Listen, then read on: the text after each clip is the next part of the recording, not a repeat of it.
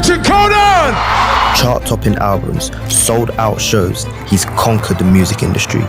But he's embarked on a new journey, building a business valued at £17.5 million, started out of the love of his daughter.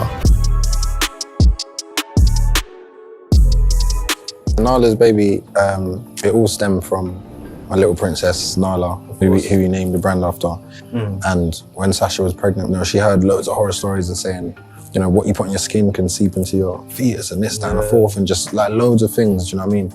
And then she got introduced to a product ingredient rating app. It was called Think Dirty. So all the stuff we was getting gifted, she was scanning everything on this app. Everything she was scanning, there was no 0 rated products. And she was like, what is this? Like, why is there none? Why doesn't this exist, kind of thing? It became a question, what are we gonna put on Nala? Like, why don't we make, the first 0 rated range, and why don't we do that? What was the stepping stone to turning Nala's baby into an actual product? For us, firstly, it was the branding. What do we want this to look like? Imagine it on the shelf, imagine it just as a brand. How do you want this to look? And I think getting the brand and just designing the brand and the bottles was the first thing. You've dabbled in the food industry as well. You and Conan had Crepes and Cones. Talk to me about how that transition has helped you going into Nala's baby. Everything I learned from that, I took, and I was able to utilize it for when it was time to do Nala's baby. How to run a business in terms of operating it, in terms of staff, and in terms of hiring, in terms of, how to deal with staff, to deal with people. Obviously, you and Sasha have a crazy social media following, but those social media following doesn't always translate into sales. Yeah, you're right in terms of it doesn't mean because you've got X amount of followers that they're gonna buy a product. Right, But because people have seen, my relationship with my daughter, Sasha's relationship with Nala, they've seen how organic it is, and they can tell that the product is a genuine product. Right. Do you get what I'm saying? And it's about, there's one thing selling something and there's one thing making people believe it. Focus on making the best product first.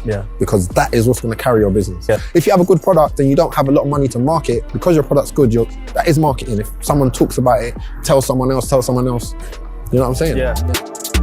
Raising investments for Nala's baby. Talk to me about the process of raising your first £1 million. Well, all my friends believed in me, like Cones and that, everyone, they believed in it straight away as soon as I told them the vision. And this is before they've even seen physical products, it's just idea. We got it to a point where it was, everything was done, we tested, everything was paid for, passed, this, that. Okay. You know what I'm saying? Conversation with Boots, all was done. Going through what I went through in the record deal, it turned man into a monster when it comes to deals. Do you know what I'm saying? Everything. I'm just like, no, yes, that's cool, maybe. And it's just about negotiating and using leverage. Talk to me about some of the challenges you faced.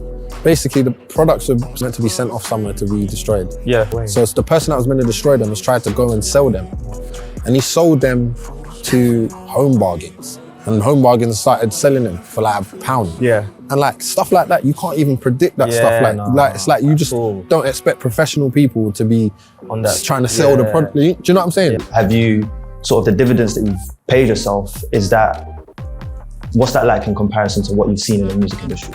We ain't paid ourselves any dividends. So, no, man. We just want the company to grow, man. Everything that the company makes is used to grow. And grow and grow and grow. Have you got an exit strategy? Can someone put a number in front of you and said, let me take Nala's baby and, call it a day? Once it gets to a point where it's it's a no-brainer, we either do a partnership or something, and someone comes in and wants to partner up to take it, to a space that we can't take it, then cool. And then I would always want to retain something in the company to, as we expand.